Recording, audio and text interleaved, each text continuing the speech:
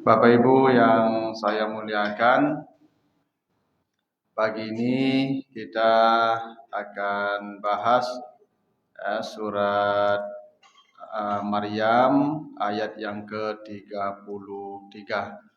Kita baca ayatnya, surat Maryam ayat 33. A'udzubillahi minasyaitonirrajim. Wassalamu alayya yauma wulidtu wa yauma amutu wa yauma ub'atsu hayyan.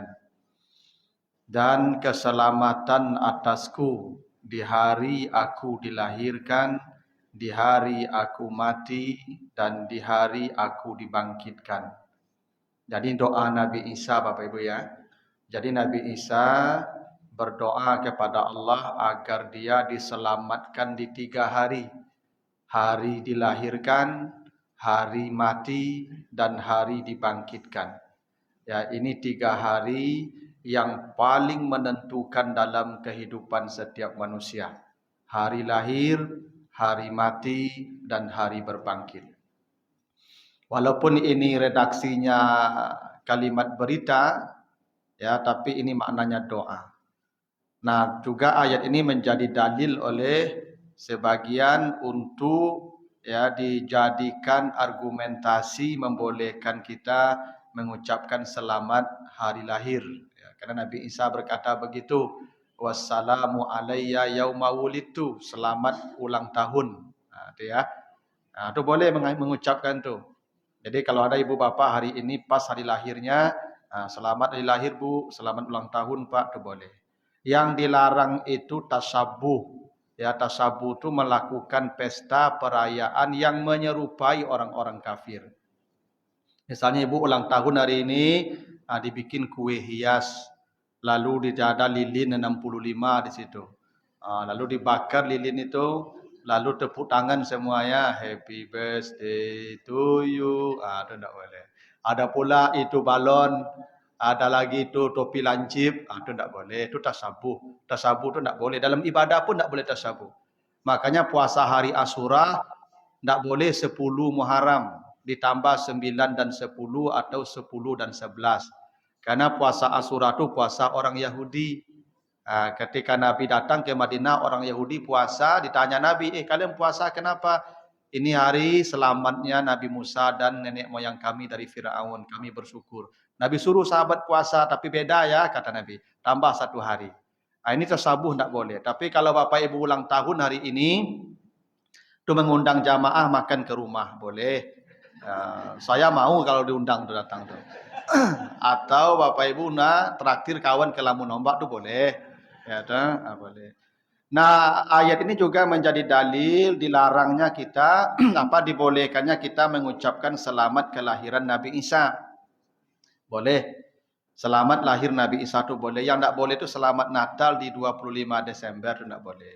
Kenapa? Satu, Nabi Isa tidak lahir bulan Desember. Tidak ada bukti sejarah yang menunjukkan Nabi Isa lahir bulan Desember. Bahkan Al-Quran mengatakan Nabi Isa lahir dan Maryam ibunya menggoyangkan pohon korma dan berjatuhan buah korma. Dan korma tidak berbuah di bulan Desember. Yang kedua, selamat Natal itu artinya selamat kelahiran Isa sebagai Tuhan. Tanya orang saudara kita yang Nasrani, apa maksud Natal itu? Nah, kalau keselamatan Nabi Isa sebagai Tuhan, tidak boleh, syirik, kafir kita itu. Ya. Tapi kalau selamat Nabi Isa lahir sebagai manusia, sebagai hamba Allah, sebagai Nabi, itu boleh. Yang tidak boleh itu sebagai Tuhan. Nah, Natal itu kan beda ucapannya, maka tidak boleh. Nah, Bapak Ibu yang saya muliakan, Nabi Isa minta diselamatkan di 3 hari ya. Hari lahir, hari mati, hari berbangkit. Kenapa? Kenapa Nabi Isa minta diselamatkan di 3 hari ini? Karena di 3 hari inilah setan mendatangi manusia dan mencelakainya. Di 3 hari ini. Setan pasti datang di 3 hari ini untuk mencelakai manusia. 1, hari lahir. Ada 2 hadis. Hadis pertama hadis dari Abu Hurairah. Dua-duanya hadis Bukhari dan Muslim ya. Muttafaq alaih. Kata Nabi, siyahul maulud in hina yaqa'u naz'atun minasyaitan.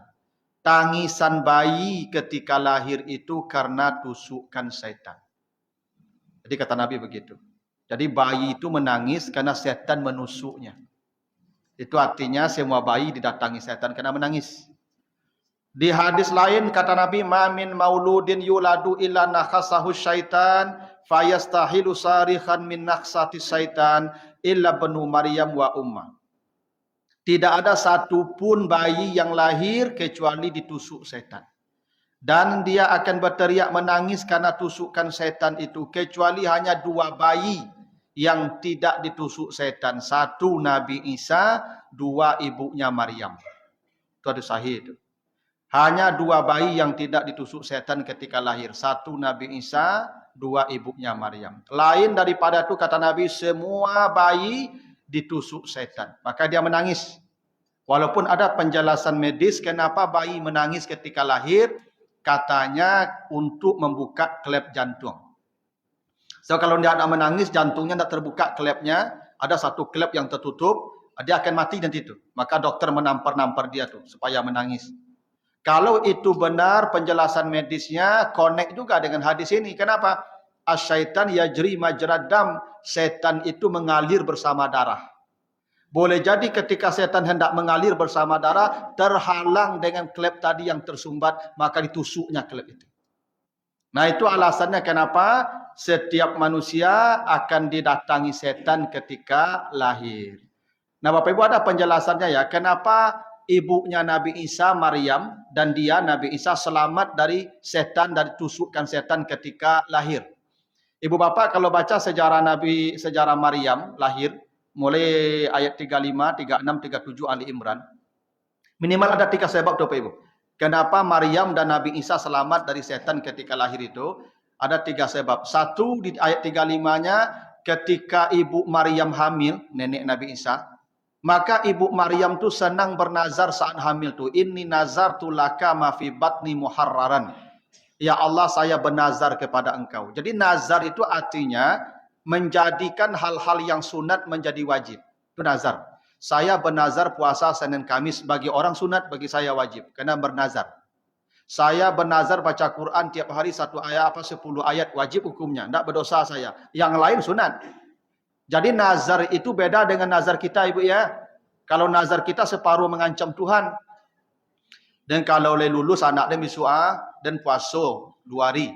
Kau nak lulus ya Pak? Nak puasa tak lulus lah mah. Kan mengancam namanya itu.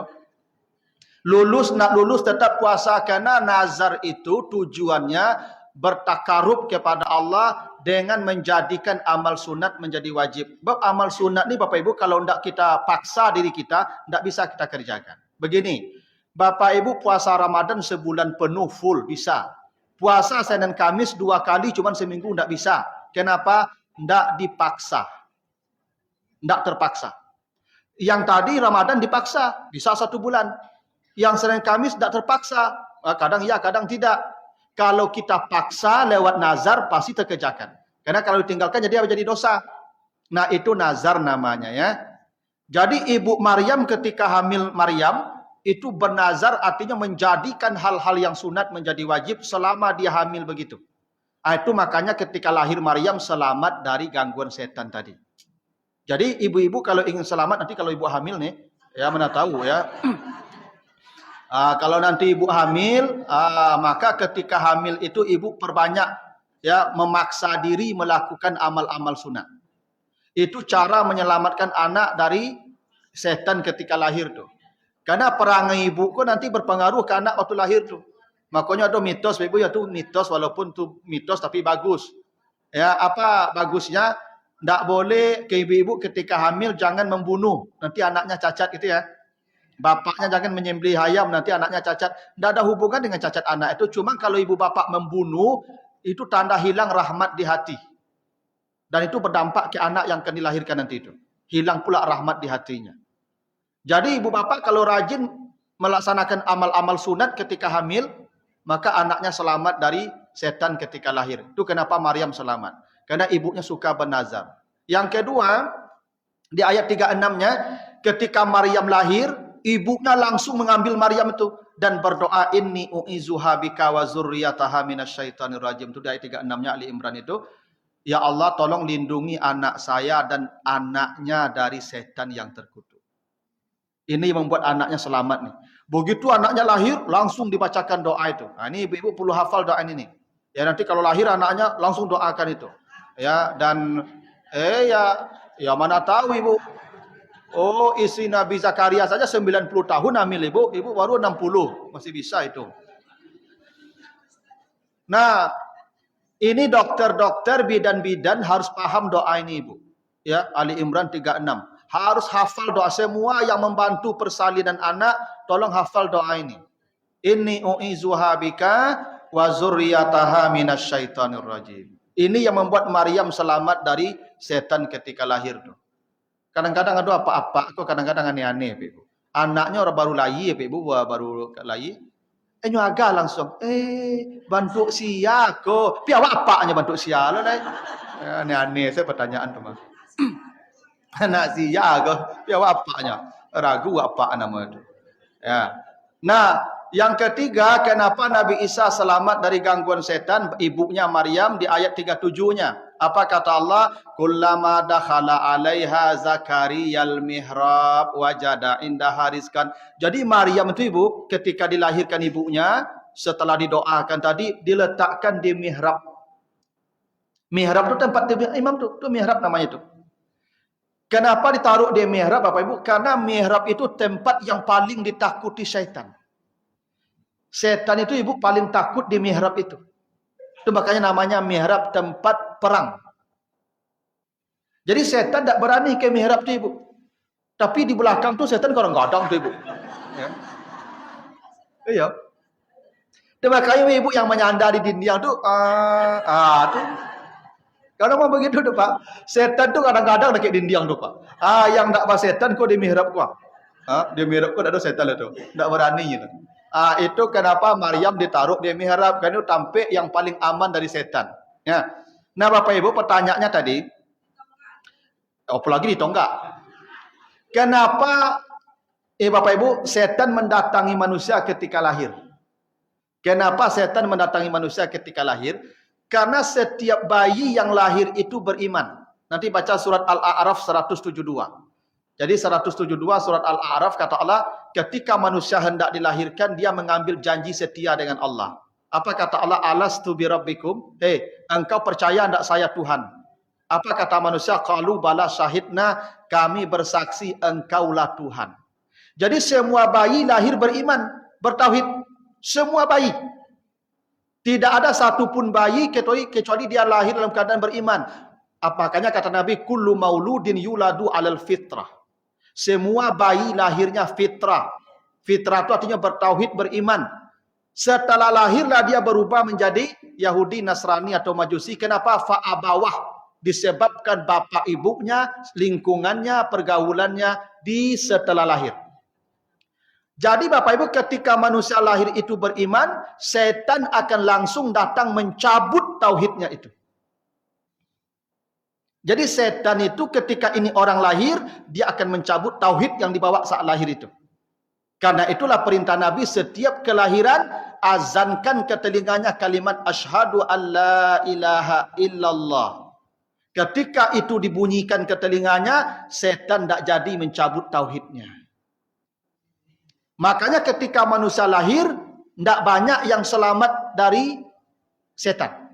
Dan kita alhamdulillah yang hadir ini selamat. Buktinya apa? Kita beriman. Setan tidak jadi mencabut iman kita waktu lahir. Dan betapa banyaknya yang kemudian tercabut.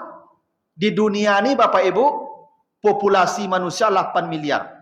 Dari 8 miliar itu 2 miliar cuman yang muslim. Artinya 2/3 dicabut setan ketika lahir. Alhamdulillah kita selamat di hari lahir. Itu kenapa kita minta keselamatan di hari lahir dan kita sudah selamat. 1 hari sudah selamat. Kalau setan tidak berhasil mencabut tauhid kita saat lahir, setan akan datang mencabutnya saat mati. Itulah kenapa kita di saat mati minta juga kepada Allah, selamatkan saya di hari mati. Karena begini Pak Ibu. Ketika manusia meninggal dunia saat sakratul maut, ada 2 yang datang. Ada kalanya malaikat yang datang atau setan yang turun. Coba baca surat Fussilat 30 nanti. Ya, Fussilat 30. Innal ladzina qalu rabbunallah tsumastaqamu tatanazzalu alaihimul malaikatu alla takhafu wa la tahzanu wa absyiru bil jannati allati kuntum tu'adun. Orang-orang yang beriman kepada Allah, sudah satu syarat kita sudah cukup, beriman kepada Allah. Lalu mereka istiqamah dalam amal-amal yang saleh. Ketika kematiannya datang, turun para malaikat memperlihatkan ini sorgamu. Wa absyiru bil jannah, nih sorgamu. Saat dia sedang asik memandang keindahan sorga itulah nyawanya dicabut dan dia tidak merasakan sakit mati dan dia mati dalam keadaan tayyibin. Baik. Jadi ada orang mati, Pak Ibu, datang para malaikat dan dia tidak merasakan sakit mati karena dipertontonkan sorga yang indah. Karena mati ini puncak sakit, Bapak Ibu ya. Mati ini puncak dari semua rasa sakit. Tidak ada lagi sakit di atas mati. Itu makanya mati itu kena puncaknya. Ibu acok sakit kan? Alah mati. Alun, bak alun mati. Alun puncaknya begitu. Asal puncaknya mati begitu. Nyok, makanya mati kok lah akumulasi, komplikasi. Makanya jantung sakit, paru sakit, sado sakit, mati itu. Jadi kalau ibu mungkin sakit lutut baru lah lama itu mah. Ya, tapi kalau lutut sakit, pinggang sakit, paru sakit, ala dak kalamo itu, ya, itulah komplikasi nama itu. Karena mati kok puncak sakit. Tapi ada orang ketika mati tidak merasakan sakit. Kenapa? Bukan tidak sakit, hilang karena indahnya sorga yang dipertontonkan padanya. Nyo begini Pak Ibu, awak kalau nampak yang indah, biasanya rasa sakit hilang. Ibu kalau yang menonton sinetron ke-7, sinetron ku yang mana rancak ceritanya, yang mana awak bananya cerituan. Kalau istilah anak muda kini gua banget gitu ah. Ibu-ibu yang nonton sinetron kok sekadang kelingking nyamuk di kaki tidak terasa. Bahkan tidak terasa hilang karena indahnya tontonan. Pernah ibu dengar cerita Nabi Yusuf kan? Nabi Yusuf lewat di depan ibu-ibu yang sedang megang pisau. Ya dah. Nabi Yusuf gagah lewat depan ibu-ibu yang sedang macik pisau. Apa yang terjadi? Faqatta'na aydiyahunna, ibu-ibu memotong-motong jari mereka. Tidak terasa hilang karena indahnya Nabi Yusuf. Untung tak Nabi Yusuf ceramah ibu. Ya, kalau Nabi Yusuf ceramah tabaalah keadaan ibu-ibu. Karena Nabi Yusuf ibu begini, dalam hadis Nabi disebutkan, Nabi ini Allah menciptakan keindahan 100. Dari keindahan yang 199 disimpan di sorga. 1 turun ke dunia. Dari yang 1 itu, Nabi Yusuf satrul husni, separuh keindahan untuk dia sendiri. Separuh sendiri untuk Nabi Yusuf. Yang separuh lain, awak bagi bersama-sama, mah cukup bantuannya kau. Aku dapat seketik surang dari yang separuh tadi. Bayangkan kalau yang 99 yang dipertontonkan saat mati. Apa terasa sakit mati? Tidak. Syaratnya apa? Beriman. Dan dia istiqamah dalam kebaikan. Makanya Bapak Ibu rencanakan ini ya. Mumpung malaikat maut belum datang. Mulai hari ini Bapak Ibu rencanakan apa amal yang bisa istiqamah sampai mati. Tidak usah kadang-kadang. Ambo baca subhanallah Ustaz 100 kali silakan. Tapi tiap hari ya. 100 kali subhanallah subhanallah. Nanti rasakan mati sendiri. Nikmat. Ambo bersedekah Ustaz 2000 tiap hari ya. 2000 sampai mati. Jangan tinggal. Nanti rasakan mati. Nikmat. Ambo sembahyang sunat Ustaz pada 10 rakaat tiap hari ya. 10. Nanti rasakan. Ini yang indah, yang berat tu istiqamah. Istiqamah kau yang balik ibu. Ya. Sebab manusia tu akan dimatikan di amal-amal dia istiqamah. Ada orang yang istiqamah menjaga ibadah, dia mati dalam ibadah tu. Maka ada yang mati sedang sujud seperti yang di Kalimantan kemarin tu. Sedang sujud mati. Ada yang mati sedang ceramah seperti wali kota Bandung kan, khutbah Jumat meninggal kan. Memang mana istiqamah di situ tu. Nyodi mawa istiqamah akan datang kematian dan itu malaikat turun pasti itu. Ambo kadang itu doa ambo Pak Ibu, ya Allah kalau engkau matikan ambo ya Allah, matikanlah sedang berceramah ya Allah. Itu doa ambo. Jadi kau nampak ambo tak kalu, saya mendekat tu mati tu Ibu ya. Ya, itu dijabah doa ambo namanya ya. Nya kalau Bapak Ibu istiqamah dalam keburukannya mati situ ikut tu. Maka ada yang mati di diskotik bagai karena biasa ke situ. Coba Ibu kamu. Apa-apa yang biasa aduk-aduk batu di meja, beko mati selama nokok-nokok batu tu. Percayalah itu setan turun beko tu, percayalah. Ya, minum. Maka ada cerita ibu ada orang Dari ketik sampai gaib bakowa saya kerajo ibu. Bakowa mana hobi bakowa. Menjalang sakratul maut, mari arinya. Udang. Udang. Ya kecil anak, taraga udang apa jadi udang pasalah. Di Bali udang pasar dia anaknya dimasak, dia geng kapak tu ku udang pak. Mari aja baru udang. Atibo kawan sama bakowa ko nyambil kartu udang tu. Mati langsung ibu. Itu. Jadi manusia itu akan mati dalam keadaan dia istiqamah. Makanya ibu bapak tolonglah istiqamahlah dalam amal-amal yang saleh. Ya minimal ambo kalau ada pengajian subuh ambo istiqamah duduk di situ. Tuntung ibu mati di situ ikut. Ya cayolah kamu. Ya. Kalau ndak turun malaikat, setan turun. Nanti baca surah Asy-Syu'ara 221 sampai 222. Apa kata Allah? Hal unabbiukum alaman tanazzalu syayatin tanazzalu ala kulli affakin asim. Mau ndak kalian saya beritahukan kata Allah, itu setan turun ketika mati itu kepada siapa? Kepada siapa turun setan? Kata Nabi, kata Allah, setan turun kepada semua pembohong dan pendosa. Dua. Orang kalau suka berbohong, ingkar janji, janji palsu, maka di hari kematiannya setan pasti turun untuk menuntun dia sampai mati dalam status pembohong. Makanya kata Nabi, jauhi bohong. Karena bohong mengantarkan ke neraka. Dan seseorang tidak berbohong, kemudian dia akan terus berbohong, dan Allah akan catatkan matinya sebagai pembohong. Dan setan akan menuntun orang ini mati dalam status pembohong. Itu maka kalau apa-apa ibu jadi caleg, aja banyak mana janji. Kau caleg-caleg yang banyak janji, kau beko apa ibu? Ya, setan turun beko. Cayolah kamu. Karena setan tu turun kepada pembohong-pembohong. Ya, semua pembohong pasti setan turun ketika matinya untuk memastikan dia mati dalam status pembohong dan dia akan menggiring orang itu. Yang kedua asim. Maka jangan lagi nama anak cucu asim. Asim ko pendosa artinya. Orang yang banyak dosa. Manusia kalau banyak dosa, setan pasti turun agar dia tidak bertobat menjalang nyawanya sampai ke tenggorokan. Karena kata Nabi, semua dosa diampuni Allah jika manusia beristighfar malam yatagargar sebelum nyawanya mencapai tenggorokannya. Dan setan tidak ingin itu terjadi. Maka orang ini dituntun setan sampai nafas terakhir, dia tidak bertobat kepada Allah dan mati dalam status pendosa. Makanya begini Ibu, saat manusia menghadapi sakratul maut, setan akan datang memayahkan orang ini. Dipayahkan. Makanya kata Nabi, kalau diminumlah air yang ada di muka bumi ketika sakratul maut itu, tidak hilang haus yang dirasakan saat sakarat itu. Saking hausnya. Dan setan akan menjanjikan janji supaya kita terus digiringnya sampai nafas terakhir. Itu akan terjadi itu. Itu kenapa Nabi suruh ketika ada orang sakratul maut, lakinu mautakum la ilaha illallah. Tuntun dia membaca la ilaha illallah, karena setan hari itu akan mencabut imannya.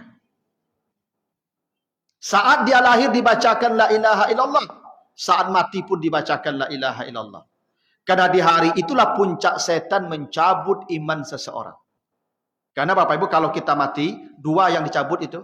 Nyawa kita dicabut malaikat maut dan iman kita dicabut setan. Maka celakalah manusia jika hari mati itu nyawanya terlepas dari badannya, imannya pun terlepas dari hatinya. Setan akan mencabut. Maka bacakan la ilaha illallah. Dan ikra'u ala mautakum yasin, kata Nabi, bacakan yasin.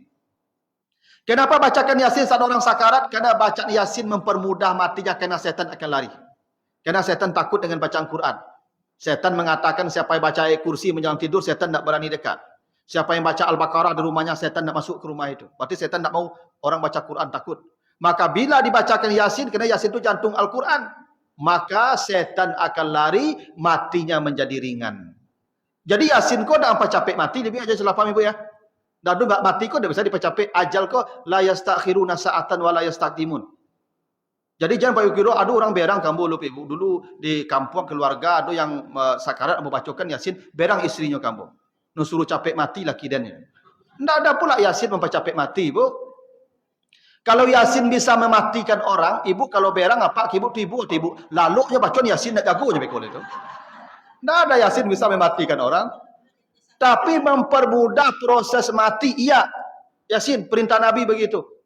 Itu kenapa pentingnya kita punya anak-anak yang saleh. Saat kita sakratul maut, dituntunnya kita baca la ilaha illallah, dibacakan kita Yasin Al-Quran. Itu makanya ibu bapak saya pesankan nanti, kalau nanti bapak ibu sakratul maut, jangan mau dibawa ke ICU.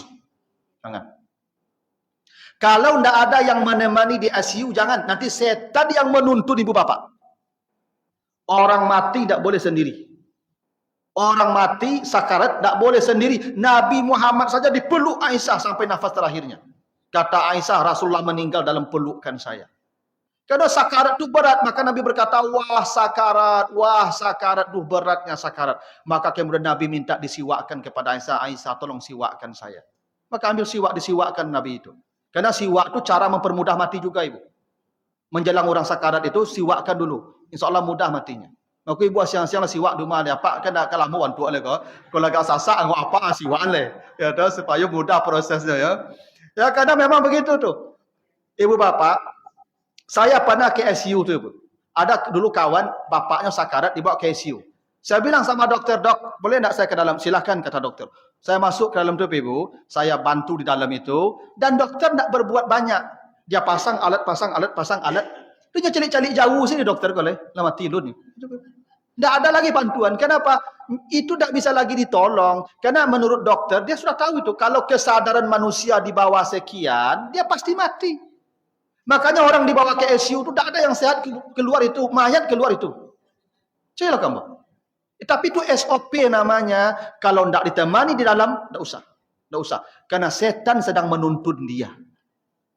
Maka selamatkan dia di hari mati itu. Karena kita berdoa, ya Allah selamatkan saya di hari mati. Karena tidak sedikit manusia yang gagal mempertahankan imannya di hari kematiannya. Maka kita bantu orang yang sakarat itu. Itu penting tuh ibu. Ya, pertama anak-anak tolong pasangkan tuh. Karena anak-anak ini ibu apanya sakarat, nyu video saya ibu. Tak nyu tolong lah. Ya, kan? Nah yang ketiga, di hari berbangkit. Ternyata setan ini ibu, kalau bapak ibu tidak selamat di hari mati, dia akan datang di hari berbangkit. Nanti baca surat Ibrahim ayat 22. Ya, Ibrahim 22. Wa qala syaitan lamma qudiyal amru innallaha wa'adakum wa'dal haqq wa wa'atukum fa akhlaftukum. Ketika hari berbangkit nanti di hari kiamat, setan mendatangi orang-orang yang mengikuti dia dulu. Apa kata setan kepada manusia?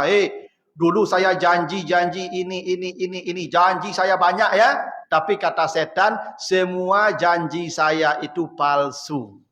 Palsu. Saya hanya janji-janji saja. Fastajabtum li. Yang salah kalian kenapa ngikuti saya. Fala talumuni walumu anfusakum. Celah diri kalian sendiri. Jangan mencela saya hari ini. Saya tidak bisa menolong. Saya hanya janji-janji saja. Kalian yang salah kenapa percaya. Janji saya palsu ya. Saya pamit ya. Sorry ya. Itu katanya begitu. Itu Bapak Ibu nanti kalau ada yang berpidato seperti itu, celakalah Bapak Ibu. Celakalah tuh.